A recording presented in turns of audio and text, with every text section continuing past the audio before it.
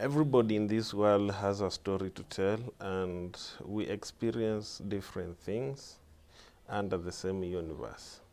But today I just want to talk about a few things that I feel, me as an African, I feel there's some things that is not working well in my continent, Africa. Africa has several billionaires also, but the one thing that fascinates me is where these billionaires invest their money. The reason why I started my YouTube channel is because I felt like I need to get to interview these guys to see how, where, and how they just invest their money. I'll mention a few things that I feel like if they happen right now, the most affected country in this, the most affected continent in this world is Africa. One, let's say if Facebook stops working, let's say if Google stops working, let's say if anything that is technologically controlled in this world stops working, which one will be the most affected country in this world? I'll mention one company that I felt it was affected direct, and it really had to, not even the country, the company, it really had to go to its knees so that they come out fast and strong. Huawei was Android stopped Huawei building the OS in their mobile phones or their products. But Huawei came up very strong with their OS called Harmony. This to me was like a lesson. What if it was in Africa? Let's say an African company, they have been denied rights by a US company. Do you think that company will come back? I'll mention other things. The American billionaires, let's say like Jeff Bezos, the guy is investing a lot of money in technology. Bill Gates the same way. Warren Buffett the same way. I never knew Buffett had like shares and stocks in Apple. Why? Ask yourself, why? These guys, they don't rush to building malls or real estates. Why? Amazon, without malls, it can still operate. They sell their products online.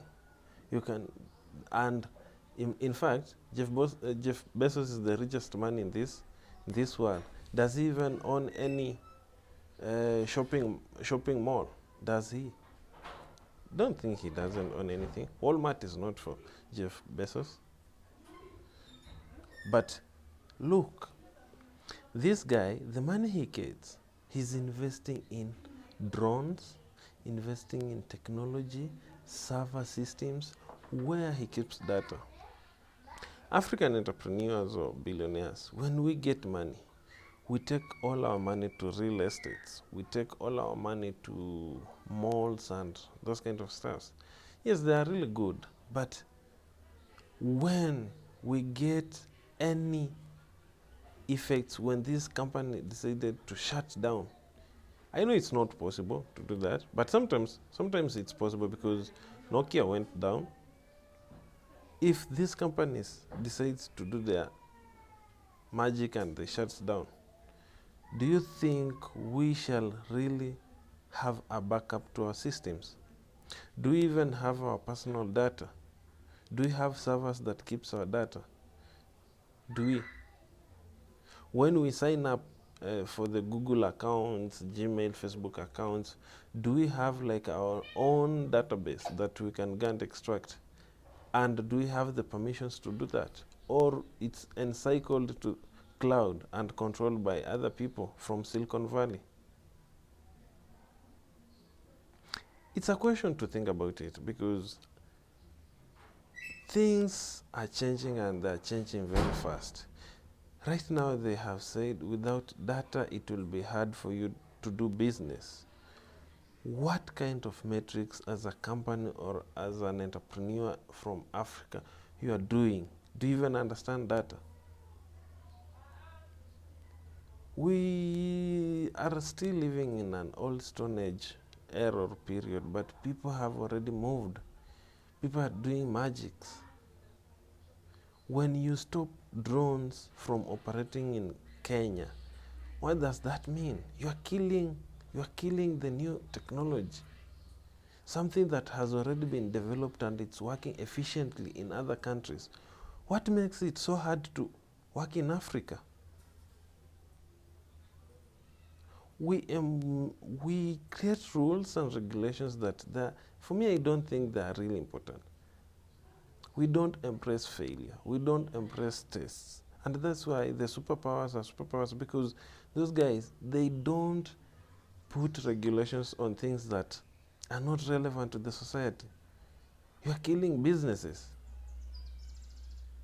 You are killing people's mind. Why is it that these entrepreneurs, they don't fight for those positions and say, no, don't do that? We go create legislations, rules in our government systems. They are signed and passed by the law enforcement people. But what about the young people who are coming up with those technology? We are not in the parliament, but you are killing our systems. You are killing our hustles. We want to grow, emerge as the best people, but this one, some of these things limits us. So, China has Yandex, China has WeChat, China has a lot of communication system, and that's why there's no WhatsApp in China. But do they struggle? No. We don't have African chat system, no Facebook in Africa, Twitter is not African, WhatsApp is not African, LinkedIn is not African, anything. What do we have as Africans that we can use and personalize as Africa? We have billions of money. We have billionaires. Why don't those billionaires cooperate, come together, then build our own? We don't have a search engine in Africa. Yandex is from China. Google Chrome, US. Do we have? We don't have any mobile operating. We don't have any mobile operating system from China, from Africa. We don't build phones from Africa. We don't build computers. So what do? Yet we claim we are a growing continent with the potential to grow. What are the things we are doing so that we grow? We are taking a lot of time, and this one, to me, I feel like we just need to think. I don't know what's wrong with our African leaders. If these guys can just decide to change their mentality and make sure that they don't impose rules that are not functional to us. It's easy. It's easy. America is 400 years old. Yes, China, they changed. You can see how China has developed. You might think it has taken them many years. The revolutionary from China, it has happened like only 15 years ago. 2002 China wasn't the way it is right now. It was just like any other country. If we decide to think and change our people's mentality, we are growing. It's your boy, Alano B, the billionaire. Stay creative, always be thinking. That's why I call myself the creative billionaire. I think I'm able to do that. Peace. Please be safe. You wash your hands, keep distance, don't be affected by this coronavirus. The situation is so hard, but how we overcome it, it will determine how good we are. Subscribe to my channel, Alano B. Thank you, guys.